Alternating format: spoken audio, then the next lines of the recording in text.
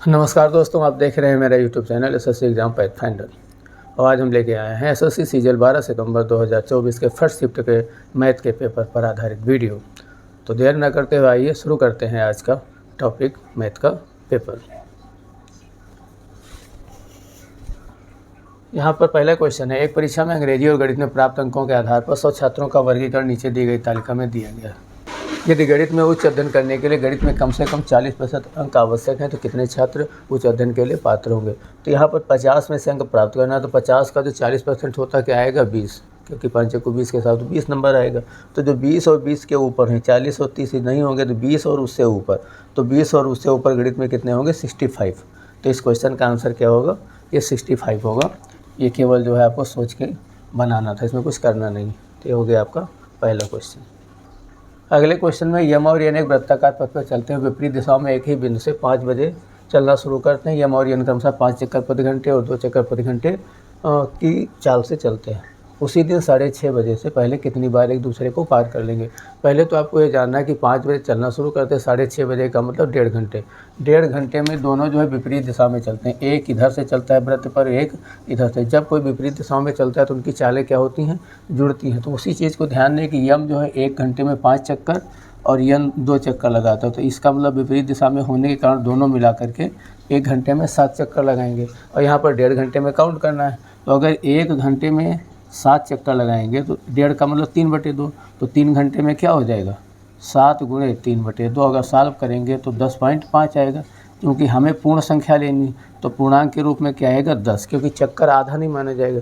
इसलिए आपका जो आंसर होगा वो क्या होगा 10 होगा। इस तरह के क्वेश्चन को ऐसे सॉल्व करें। आइए अगला क्वेश्चन देखते हैं। अगला क्वेश्चन एक पाई चार्ट है और इसमें कुल संख्या 2910 बताई गई। शिक्षा और कृषि क्षेत्र में स्टार्टअप की संख्या को आपको पता करना है। तो शिक्षा पे 24% है और कृषि पे 12%। इसका मतलब 24 और 12 अगर जोड़ेंगे तो 36% होगा। और आपको क्या करना है, केवल 2910 का 36% निकालना है। 2910 का 36%, 36% क्या होता है 36/100 से मल्टीप्लाएंगे। तो यहाँ पर जो है 0 तो 1 0 इससे कट ही जाएगा और इसकी हम इससे गुणा कर लेंगे। 6 कम 6, 6 नाम 54 और 6 दूनी 12, 5 17, 6 से हो गया। 3 कम 3, 3 9 27 और 3 दूनी 6 2 8 जोड़ेंगे तो आ जाएगा 6, 4 3 7, 7 7 14, 8 1 9 1 10 और एक दर्जे बाद दशमलव तो आएगा ये 1047.6। यहाँ कहा था दशमलव भाग की उपेक्षा करें। तो अगर दशमलव भाग की उपेक्षा करें तो आपका आंसर आएगा 1047 यानी 1047। ऑप्शन नंबर आपका 2 सही होगा। चलिए अगला क्वेश्चन देखते हैं। अगला क्वेश्चन जो है ये ट्रिग्नोमेट्री में है। यहाँ पर ध्यान दीजिए कि sine theta minus 2 sine cube theta के बटे 2 cos cube theta minus cos theta और ऊपर होल क्यूब दिया हुआ है। अगर इसको पूरा ध्यान से देखा जाए तो इसमें दोनों तरफ साइन है और यहाँ भी दोनों तरफ कास है। तो इसमें से अगर हम साइन कामन ले लें, इसमें से कास कामन ले लें, तो ऊपर क्यूब होने के नाते ये साइन क्यूब थीटा और ये कास क्यूब थीटा बाहर आ जाएगा, दोनों में कामन ले लें तो। और इधर क्या बचेगा 1 माइनस 2 साइन स्क्वायर थीटा। किसका फार्मूला होता है कास 2 थीटा का। तो अंदर बचेगा कास 2 थीटा। इसी तरह यहाँ क्या बचेगा 2 कास स्क्वायर थीटा माइनस 1। ये भी फार्मूला किसका होता है कास 2 थीटा का। और मल्टीप्लाई में यहाँ पर 1 tan theta minus sec square theta दिया ही है। ये आपस में कट जाएंगे, भले ऊपर क्यूब लगा है, ये आपस में कट जाएंगे। ये साइन बटे कास क्या होगा tan क्यूब। tan क्यूब एक tan से कट जाएगा। तो यहाँ पर इन पूरे रिजल्ट में क्या आ जाएगा, पूरे में बचेगा केवल tan स्क्वायर थीटा। और लास्ट वाला ये क्या है सेक स्क्वायर थीटा, जिसका वैल्यू क्या होता है 1। तो आंसर आपका क्या आ जाएगा 1। एकदम सिंपल क्वेश्चन। अगला क्वेश्चन भी ट्रिग्नोमेट्री में है। 2 cosec square theta plus 3 cot square theta बराबर 17 दिया हुआ है और थीटा की वैल्यू जो है 0 से लेकर 90 के बीच है और थीटा की वैल्यू यहाँ फाइंड करनी है। तो यहाँ पर देखें 3 cot square theta 2 cos square theta दिया हुआ है। तो 2 कास स्क्वायर थीटा को अगर हम चाहे इसको चेंज कर लें या इसको चेंज कर लें, एक ही बात आएगा। सपोज करो हम 2 कास स्क्वायर थीटा को कोसेक स्क्वायर थीटा को ऐसे लिखे रहने देते तो काट स्क्वायर थीटा को चेंज करते हैं। काट स्क्वायर थीटा की वैल्यू क्या होती है कोसेक स्क्वायर थीटा माइनस 1। तो जैसे इसको हम चेंज करेंगे तो ये हो जाएगा कोसेक स्क्वायर थीटा माइनस 1। ये 3 आगे होने के कारण 3 दोनों में कॉमन हो जाएगा तो बढ़ जाएगा, तो ये 17 हो गया। अब यहाँ क्या देखना है 2 और 3 क्या हो गया 5 कोसेक स्क्वायर थीटा। 3 उधर जाएगा जुड़ जाएगा तो यह आ जाएगा 5 कोसेक स्क्वायर थीटा बराबर 20।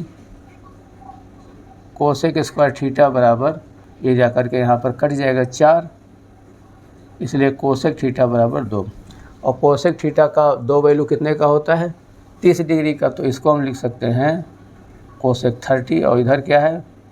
Cosec theta. तो थीटा बराबर जो आएगा वो 30 डिग्री आ जाएगा। आंसर आपका इसमें पहला सही होगा।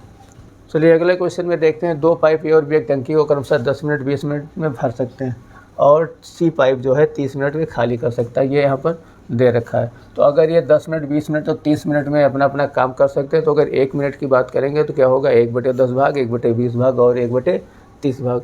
प्रारंभ में तीनों पाइप एक साथ खोले जाते हैं, हालांकि टंकी भरने से 2 मिनट पहले सी को बंद कर दिया जाता है। सबसे पहले हम यहाँ पर ये मान लेते हैं कि माना टंकी x मिनट में भरेगी। x मिनट यहाँ पर हम मान लेते हैं सबसे पहले कि x मिनट में भरेगी।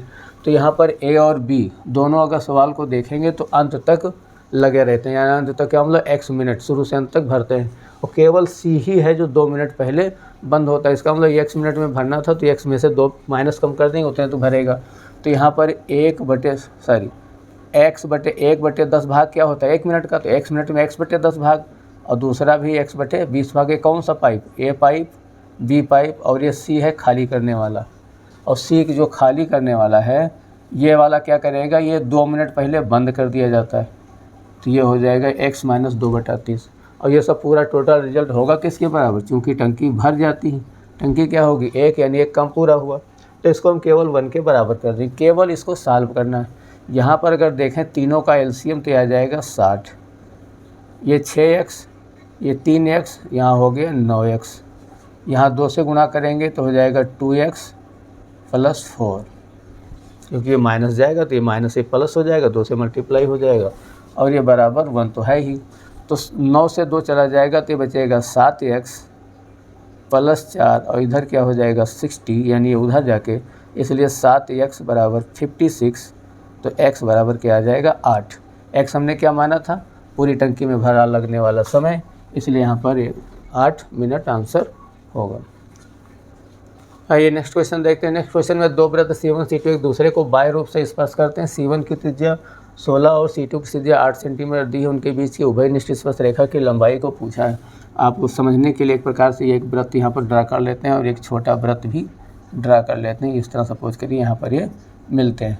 यहाँ इसकी जो त्रिज्या है ये 8 है और इसकी त्रिज्या जो है ये 16 है, तो ये 16 8 24 होगा।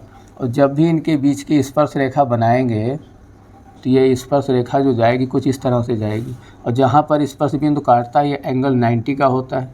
इसी तरह से यहाँ पर जो स्पर्श बिंदु काटेगा ये भी एंगल 90 का होगा। आपको ध्यान ये देना है कि इसकी ऊंचाई 8 है और इसकी ऊंचाई त्रिज्या होने के कारण 16 है। तो अगर हम इसको बराबर पे मिलाएं तो ये भी 8 होगी, ये भी 8 होगी, ये 8 है, और ये 16 और ये 8 क्या होगी 24। यहाँ पर टोटल इसको अगर देखा जाए तो ये कुछ इस तरह का बन जाएगा। उसमें क्या होगा? ये हो जाएगा 16 + 8 24, ये हो जाएगा 8, और ये हाइपोटेनियस है। केवल ये वाली वैल्यू अगर x है तो इसे निकालना है। तो x की वैल्यू निकालने के लिए क्या करेंगे? इसके स्क्वायर में से इसका स्क्वायर हम निकाल देंगे हाइपोटेनियस वाले रूल से, यानी पाइथागोरस रूल से। तो x स्क्वायर बराबर होगा 24 स्क्वायर माइनस 8 स्क्वायर। या तो 24 का स्क्वायर कर लीजिए 576 होता है, और 8 का स्क्वायर कर लीजिए 8 × 8 = 64 होता है। 576 से 8 × 8 = 64 को आप घटा दीजिए तो जो आएगा वो आएगा।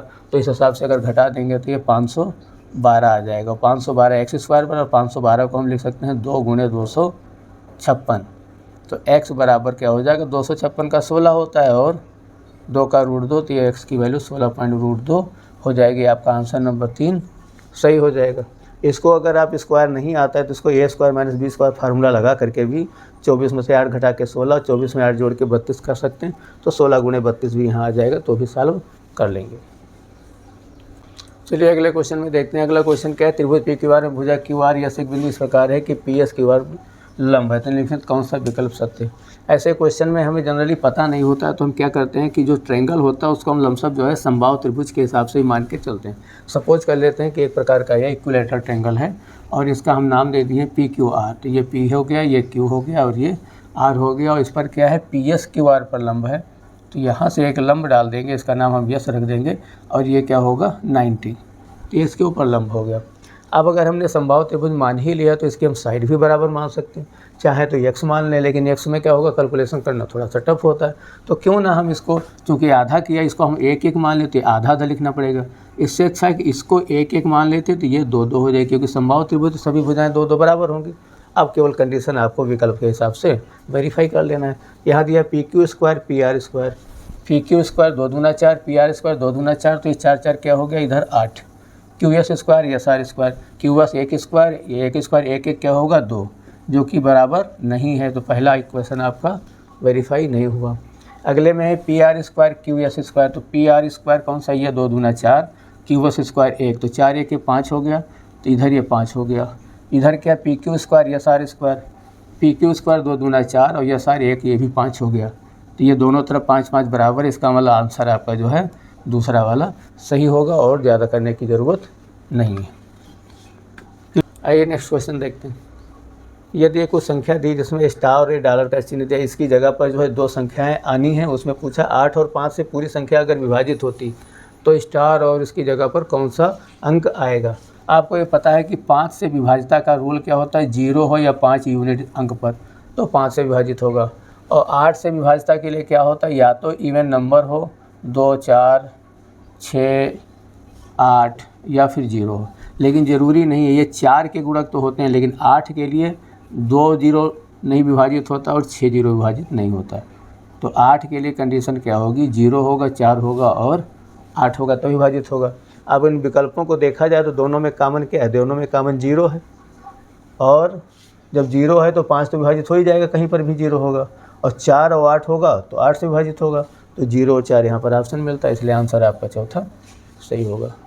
आइए अगले क्वेश्चन में देखते हैं। अगला क्वेश्चन है 12 संख्याओं का औसत 48। अगर 12 संख्याओं का औसत 48 तो टोटल अंक हम निकालेंगे, जैसा क्वेश्चन कहता जाए।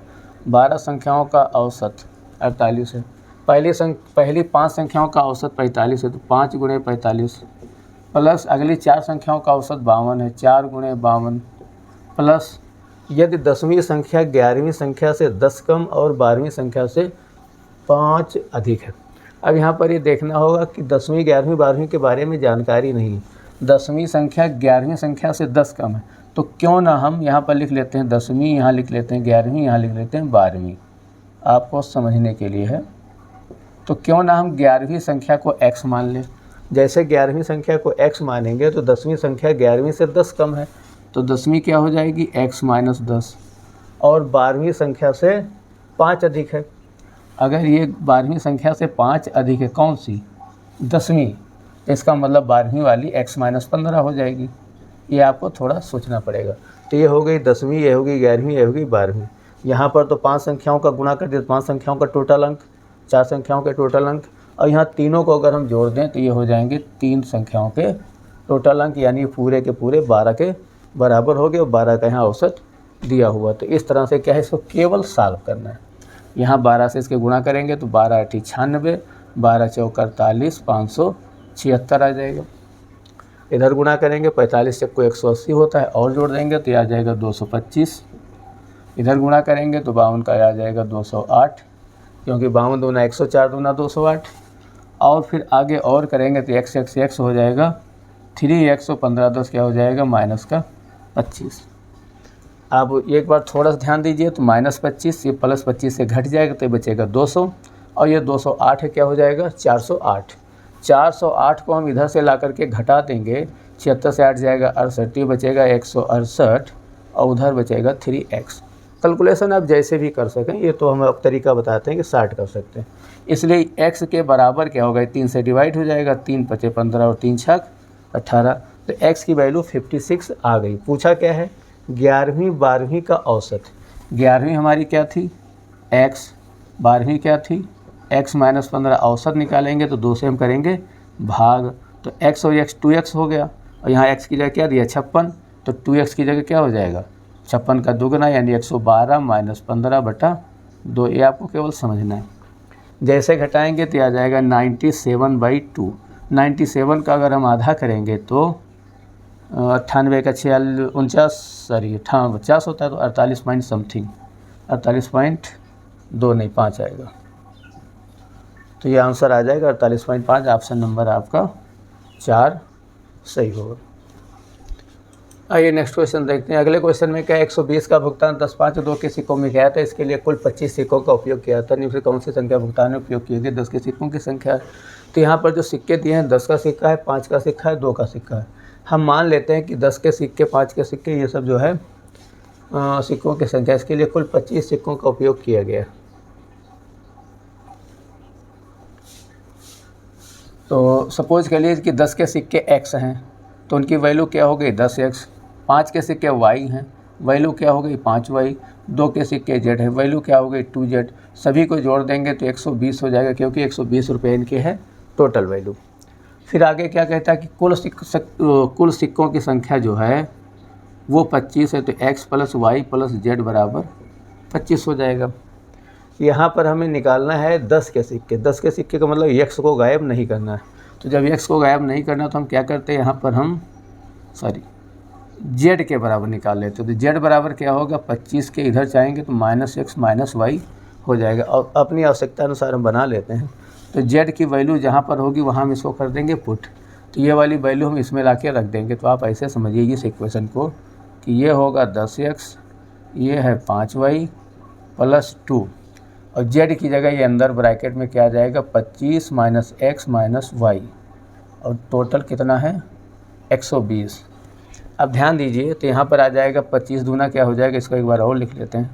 10x 5y + 50 - 2x - 2y बराबर 120।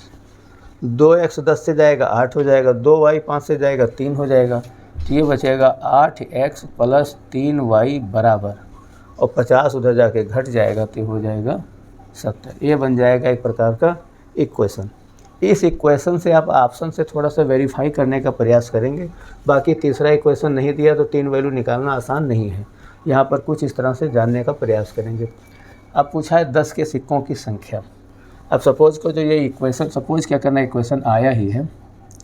इक्वेशन आपका आया है 8x + 3y बराबर 70। अगर x के संख्या यानी x क्या माने थे 10 वाले, अगर 4 है, x बराबर 4, तो ये 8 चक्कू 32 हो जाएगा। 32 70 से घट जाएगा, जैसे घट जाएगा तो बचेगा 38, और 38 जो बचेगा 3y बराबर 38 होगा। तो जो y की वैल्यू आएगी वो क्या है, पूर्णांक संख्या में नहीं आएगी, यानी जो है 38 3 से विभाजित नहीं होता है। इसका मतलब ये ऑप्शन नहीं हो सकता। अब आते हैं दूसरा 6 नंबर। अगर x की जगह हम 6 रखेंगे तो 6 × 48 हो गया। 48 70 से घट जाएगा तो बचेगा 22। फिर यहाँ पर क्या होगा 3y बराबर 22, जो कि 3 से विभाजित नहीं होगा, तो ये ऑप्शन भी नहीं होगा। इस तरह से आपको सोचना होगा। अगली बार हम क्या रखते हैं 8, ये x बराबर 8, तो 8 × 8 = 64 होगा। 70 से घटा देंगे तो क्या बचेगा 6। तो यहाँ पर क्या होगा 3y बराबर 6, तो y बराबर आराम से 2 आ जाएगा, यानी ये विभाजित है। तो हो ना हो आंसर आपका 3 सही होगा, क्योंकि जैसे 10 रखेंगे तो 10 × 8 = 80, इक्वेशन ही गलत हो जाएगा। इसी का वैल्यू 80 आ जाएगा, 70 आपका आंसर वहाँ पर दिया हुआ, तो इसलिए आपका आंसर क्या होगा। ऐसे क्वेश्चन में जहाँ पर 3 इक्वेशन नहीं बनते हैं, 3 वैल्यू निकाले नहीं जा सकते, लेकिन हाँ इस तरह से इनको क्लैरिफाई करके आंसर निकाला जा सकता है। दोस्तों आप ध्यान दीजिए, आप देख रहे हैं सेट नंबर 13, जो कि 12 सितंबर 2024 एसएससी सीजीएल में पूछे गए मैथ के पेपर का ही सोल्यूशन है। चलिए आगे चलते हैं। अगला क्वेश्चन है x + 1/x बराबर 15 है, तो 7x² ये स्थिरांक का व्यंजक दिया, इसका मान क्या होगा। आप यहाँ पर थोड़ा सा एक काम कर सकते हैं, जो कि ये वैल्यू दिया हुआ है, तो आप क्या करते हैं इसमें से हम x कामन ले लेते हैं। किस तरह का कामन ये ले लेते हैं, ज़बरदस्ती वाला। तो यहाँ लिखेंगे जैसे x कामन लेंगे तो 7x, यहाँ 9, और यहाँ पर क्या हो जाएगा 7/x, क्योंकि इसमें x था ही नहीं, तो ज़बरदस्ती वाला कामन लिया जा रहा है। इसी तरह से हम नीचे भी x कामन ले लेते हैं, तो यहाँ पर हो जाएगा x, यहाँ हो जाएगा 1, और यहाँ हो जाएगा 1/x। इस तरह से x कामन, जैसे x कामन लेंगे तो x ऐसे कट जाएगा। अब ये वैल्यू बचेगी, इसको थोड़ा सा x वाले वैल्यू को पास कर लेते हैं। तो 7x + 7/x - 9, इसको हम चाहें तो ऐसे भी लिख सकते हैं। नीचे इसी तरह से x + 1/x - 1। अब इसमें भी देखिए कि 7 दोनों तरफ है, तो इसको हम क्या करते हैं कि 7 भी कामन ले लेते हैं। तो 7 बाहर लिख लेते हैं। तो ये क्या हो गया, x + 1/x, x + 1/, ये अपनी आवश्यकता अनुसार बनाते हैं। क्यों? क्योंकि यहाँ x + 1/x की जगह पर 15 दिया हुआ है। तो जैसे हम 15 रखेंगे, 15 से 105, 105 से ये 9 घट जाएगा, तो क्या आ जाएगा 105 - 9। यहाँ रखेंगे तो 15 हो जाएगा, 15 - 1, यानी कुल मिला के यहाँ पर आ जाएगा 96/14 यानी 14। तो 96/14 आएगा, इसको 2 से काट लेंगे तो ये हो जाएगा 48/7, और ये कटना नहीं, तो ये हो गया आपका सेकेंड ऑप्शन आंसर। चलिए आगे देखिए, आगे क्वेश्चन में क्या है, टी की वैल्यू यहाँ पर दी हुई है 2/5 और एक व्यंजक किस तरह सीधे है, इसका मान ज्ञात करना है। यहाँ भी वही काम करेंगे, टी की वैल्यू 2/5 दी, तो 2/5 इसमें हम पुट कर देंगे, तो ये क्या हो जाएगा 2/5 का क्यूब प्लस 3/5 का क्यूब ऑलरेडी है, प्लस 9/5 × 2/5।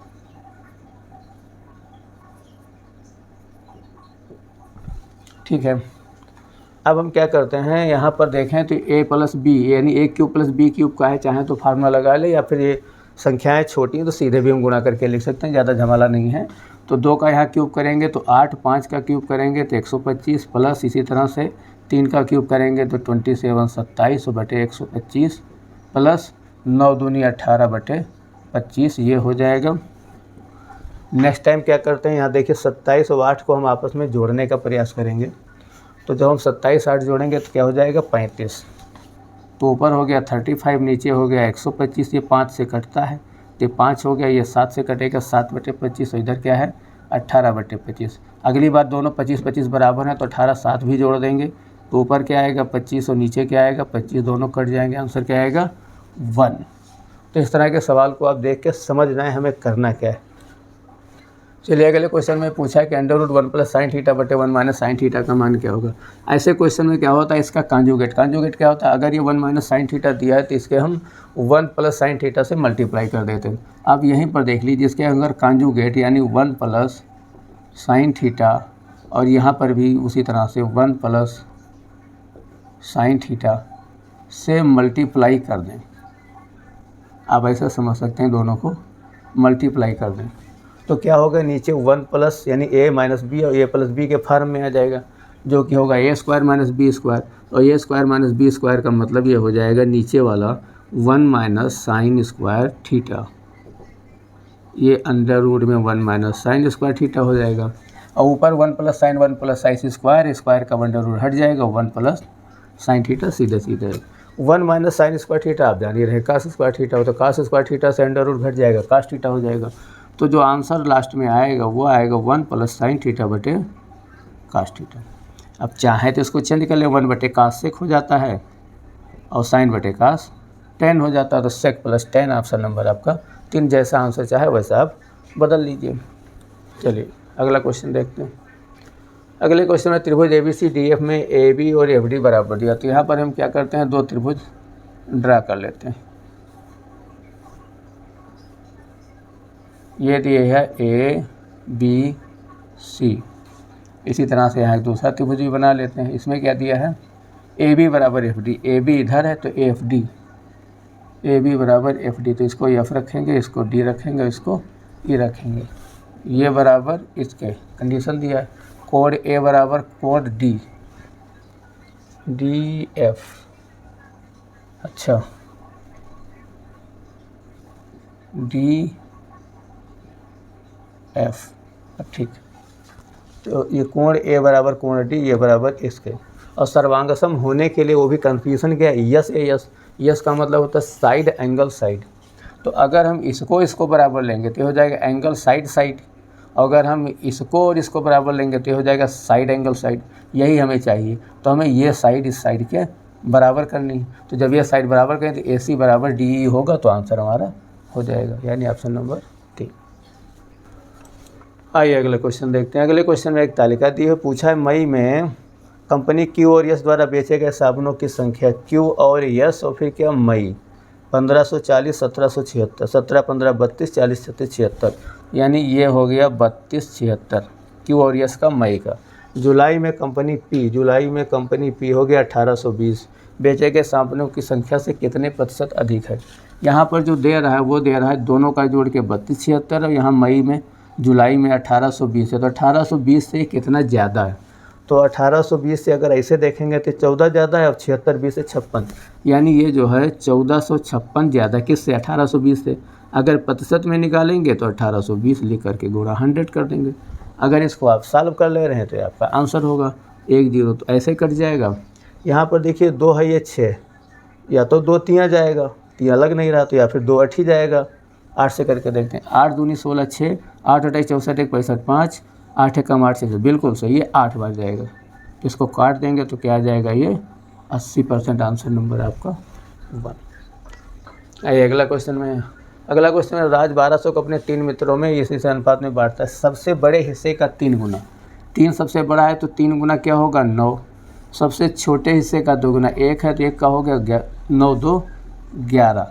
योग के बराबर धनराशि ज्ञात करनी, तो 11 बराबर हमें ज्ञात करनी है। और अनुपाती योग क्या है, 2 1 3 3 6।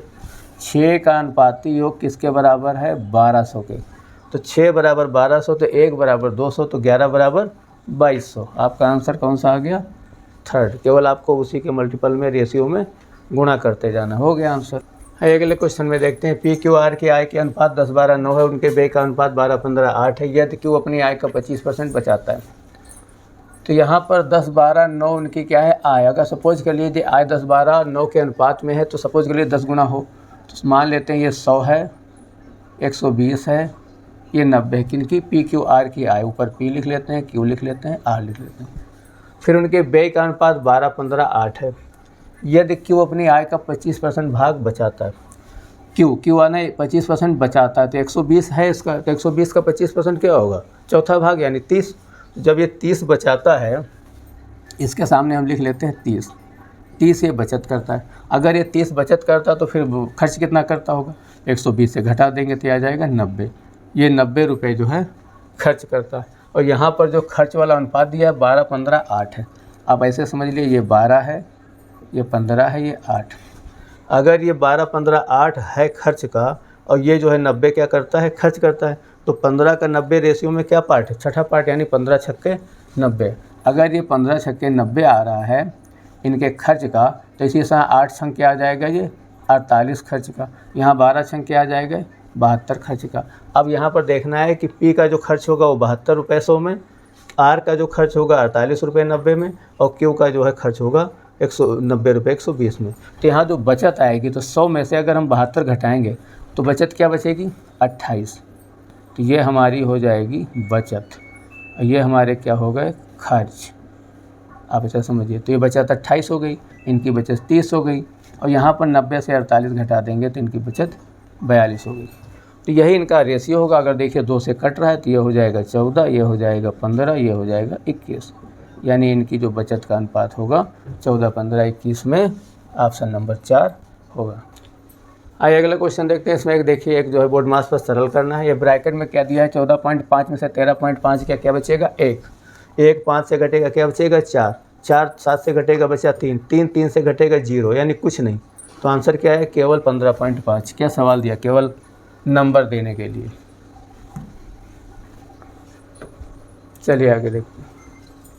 एक दुकानदार ने एक वस्तु पर 5000 मूल्य अंकित किया। दुकानदार ने 20 15 और 10 की क्रमिक छूट देता है वस्तु का विक्रय मूल्य।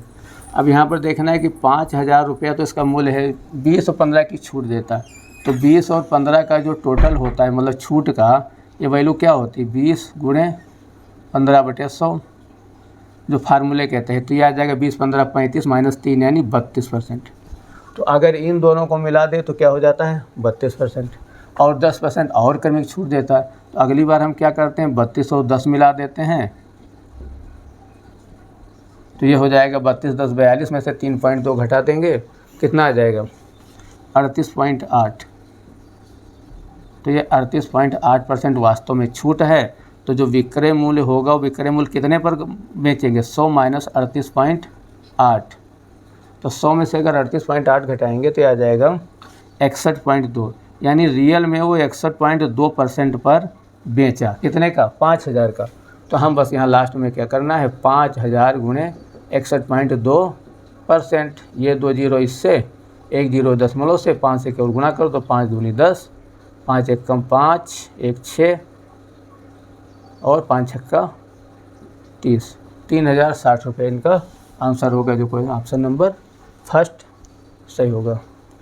अगला क्वेश्चन है, एक बेलन की ऊंचाई 20 सेंटीमीटर, यानी यहाँ पर h दिया हुआ है 20, और वक्र का पृष्ठ क्षेत्रफल, पार्श्व पृष्ठ क्षेत्रफल, यानी बेलन का जो पार्श्व पृष्ठ क्षेत्र होता है वो 2 पाई RH होता है, वो दिया है 1760। तो अगर हम यहाँ से पाई आर क्या केवल r निकालें तो r बराबर होगा 1760 बटे 2 बटे पाई 22/7 गुणे h 20, सब तो इसके नीचे आ जाएंगे। अब यहाँ पर हम इसको थोड़ा सा काटने का प्रयास करेंगे, देखेंगे ये 0 से तो कट ही रहा था, 20 से भी कटेगा, 0 कट गया, 2 से काटेंगे, 2 8 16, 2 8 16 यानी 88 आ गया। जैसे 88 आया तो 22 चक्कू 88 कट गया, जैसे 2 आया तो 2 से कट गया, 7 ऊपर गया, आ गया 14, यानी r की वैल्यू आपको सॉल्व करना है। r बराबर यहाँ पर कितना आ गया, 14 आ गया। अब निकाला क्या है, आयतन, आयतन का फार्मूला बेलन क्या गया होता है, पाई r²h, पाई का मान 22/7, r का मान 14 गुणे 14 और h का वैल्यू 20 है। ये 7 से काटेंगे 2 हो जाएगा, 22 दूनी 44, 14 दूनी 28, 280, केवल गुणा करना है। गुणा करने के लिए आप जैसे भी कर लें, 28 दूना 56, 56 दूना 112, ये जोड़ देंगे 0 2 3 2 1, 12,320, ये आपका आ जाएगा सेंटीमीटर क्यूब। इसमें ऑप्शन नहीं दिया है तो यहाँ पर आप आंसर जान लीजिए, 12,320 सेंटीमीटर क्यूब ये आपका आंसर होगा। आइए अगले क्वेश्चन देते हैं। अगले क्वेश्चन में क्या है कि एक यहाँ पर टेबल दिया हुआ है और इसमें एक कंपनी व्यवहार करके रेफ्रिजरेटरों का उत्पादन किया करती है। अब यहाँ पर वर्ष A, B और C दिए हैं, यहाँ पर ये जो है वर्ष दिए हैं, यहाँ पर जनरेटर कंपनियों के नाम A, B, C दिए हैं। पूछा है B प्रकार के रेफ्रिजरेटर का उत्पादन दिए गए वर्षों में उसके औसत उत्पादन के सबसे करीब था। तो औसत निकालना होगा, औसत निकालने का मतलब इनको हमें जोड़ना होगा। यहाँ पर देखेंगे ये 2018 है, ये 1800 है, ये 1932 है। तो अगर हम इसको जोड़ें 2018 में 1800 तो 3818, 3818 32, 3850 और 3850 में, और इसको जोड़ देंगे 3850 में 150 इसमें से जोड़ देंगे, चलिए जोड़ लेते हैं, 8 2 10,